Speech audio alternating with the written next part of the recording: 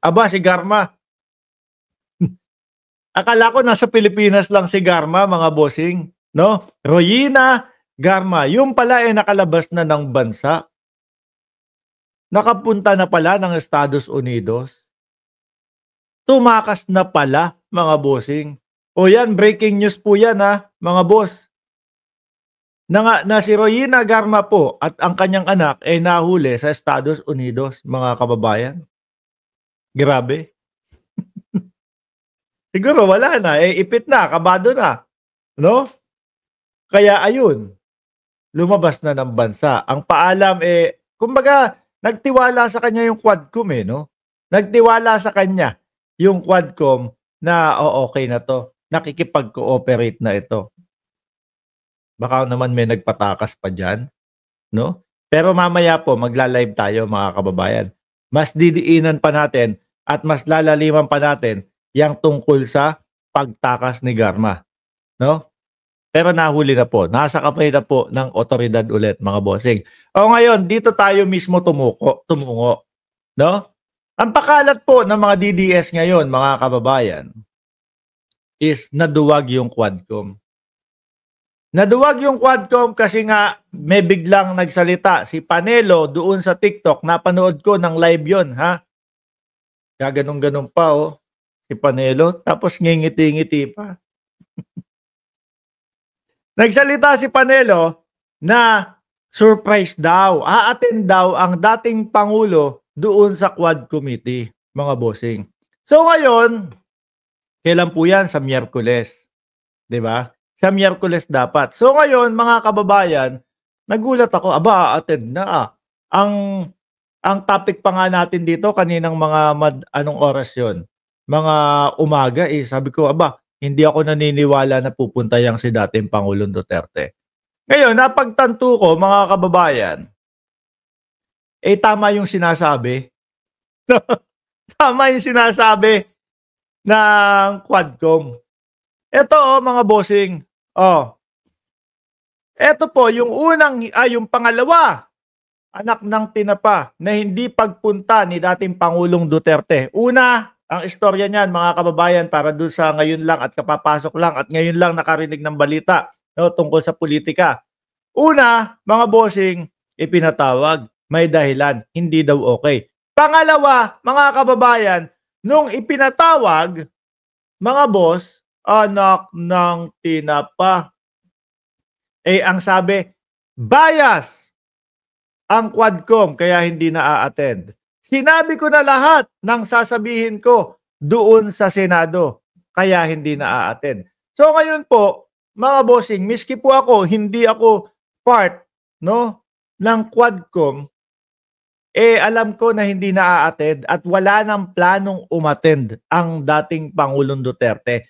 Base po dito, ayan sa sulat nung lawyer o yung abogado ng dating Pangulong Duterte. Ayan, Delgra and Associate. Kaya naman pala, nung nagla-live si Panelo, mga kababayan, sabi niya, sabi ng dating Pangulong Duterte sa akin, ikaw sa Maynila ang abogado ko at si Delgra ang abogado ko doon sa isang lugar.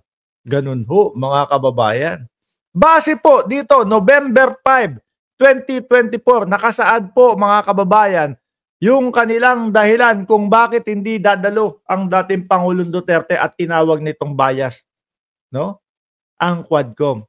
Doon pa lang po sa pagkakatawag na bias at iniisip mo na bias ang Quadcom, doon pa lang po, mga kababayan, ramdam mo nang hindi na pupunta sila. So ngayon, ang Quadcom, syempre wala na, hindi na pupunta yan.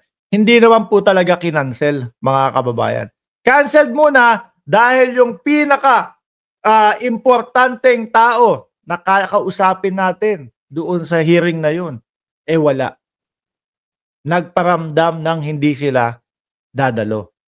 With ayan po, may sulat po, mga kababayan. Versus etong pinagkakakalat ni Attorney Panelo, social media lang. Dadalo po ang dating Pangulong Duterte, ha? Ganun-ganun lang yon. Napaka-formal po ng ating Kongreso para padalan po sila ng mga sulat. At sumagot naman yung lawyer ng napaka-formal din po, mga kababayan, kung bakit hindi sila dadalo. Oh, ayan. Dear Honorable Barbers, no, hindi ko nababasahin kasi alam nyo na to eh. Mga bossing eh, alam nyo na po ang dahilan eh, no? Alam nyo na po kung ano yung mga sinulat nila dyan. Ayan, first, with all due respect, my client is already doubtful as a honorable House Quad Committee integrity and independence.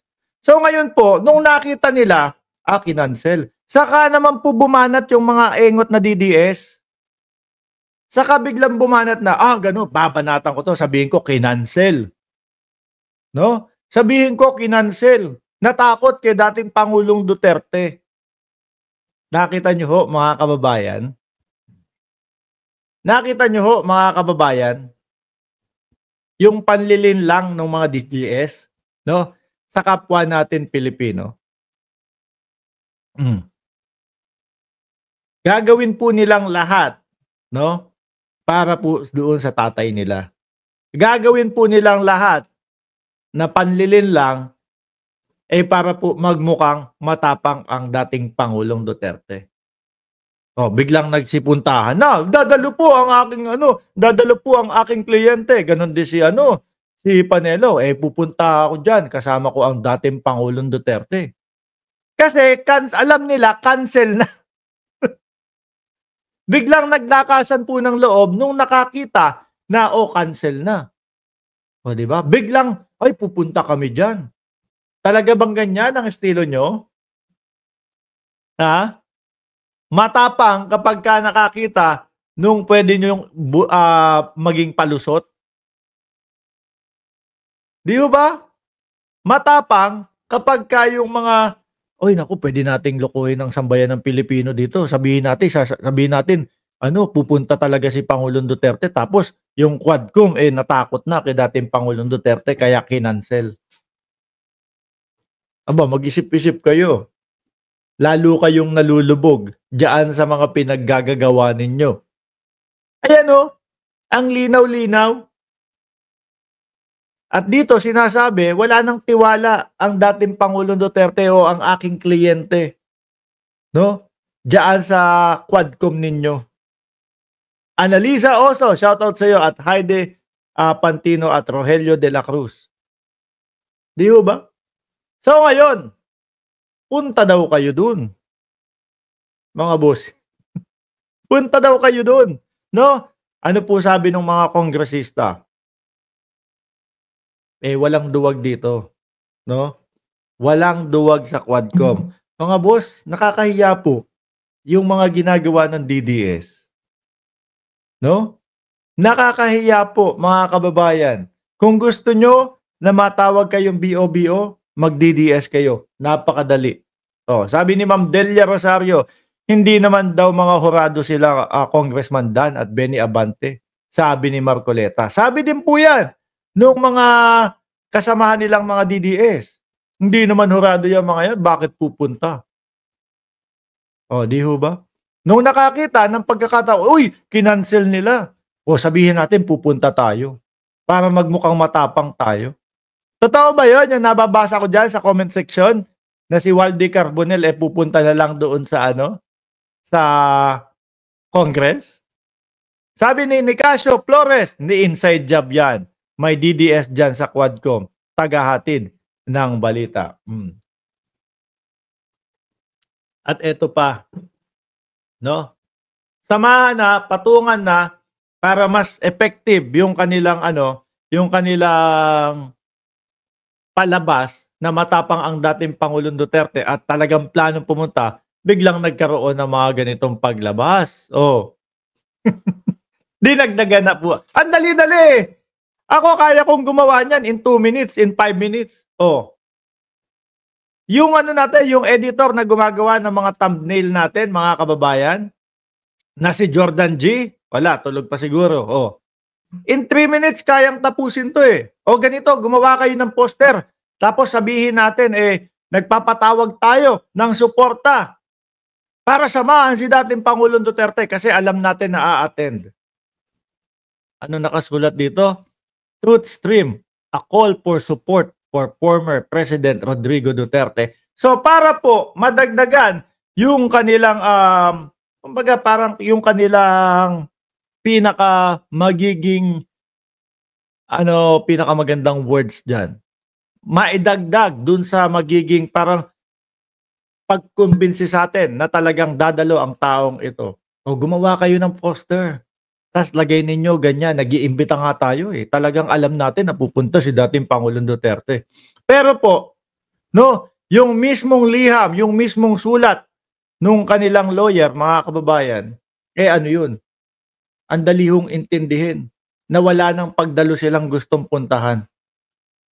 Na hindi na nila planong pumunta dahil nga bias. So, nung nakakita, kinancel. Hindi po cancel na para dun lang at wala nang kasunod mga bossing. May kasunod po. Inilipat lang ng araw. Inilipat lang ng oras, ng petsa. Pero tuloy pa din po. Let's unite and show our support for our former president at the House of Representatives. Napag-usapan. Ganito, ganyan. Di ba? Ganito. Kinancel nila. Dali, kilos tayo. Mark, gawa ka nung poster na ganito. I-post mo agad. Para magmuka at yung drama effect, sabi ni Alfredo Junior Basilio, mas magmukhang makatotohanan. Gumawa tayo ng ganyan. May pagpapatawag pa Alam niyo po,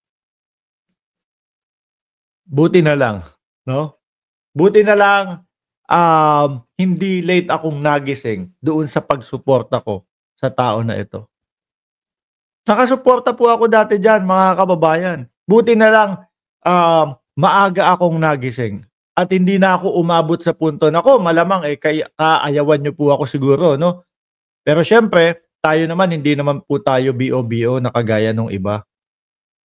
Alam na, nakikita na yung mga pa-drama effect, nakikita na yung mga palabas, yung mga pambabalahura na lang po nila, pero nakasuporta pa din.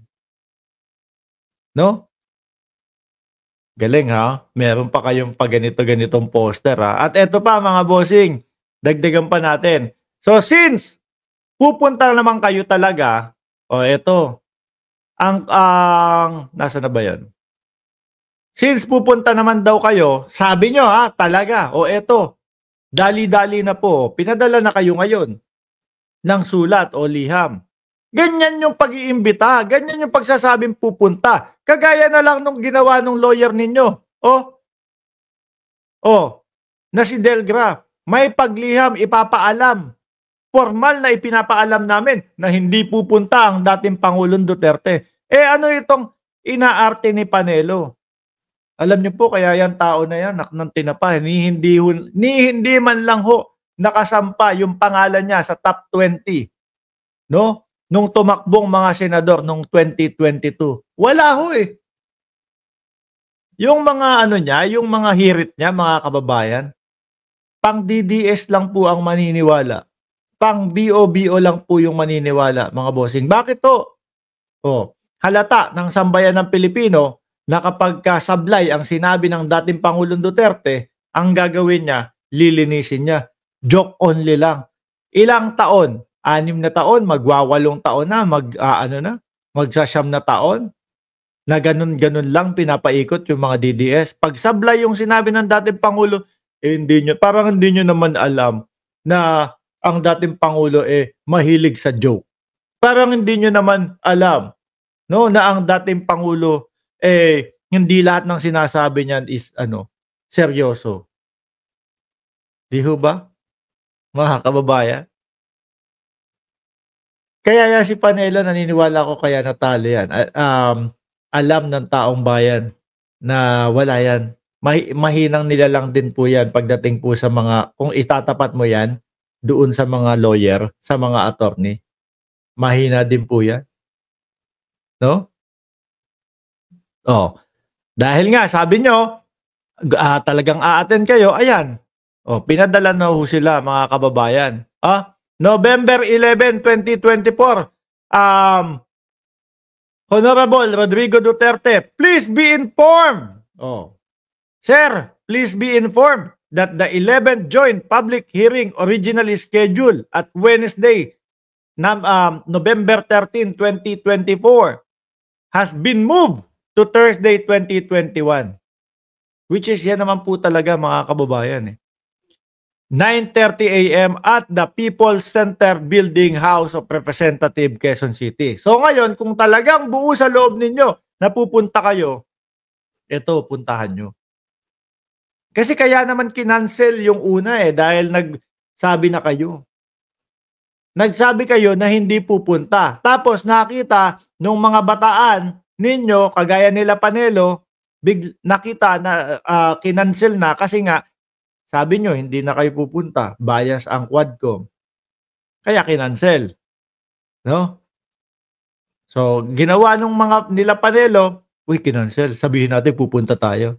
And yun ang kaduwagan. Pupunta sa cancel na hearing. Kung kailan kinancel, saka sasabihin, oh, pupunta na kami.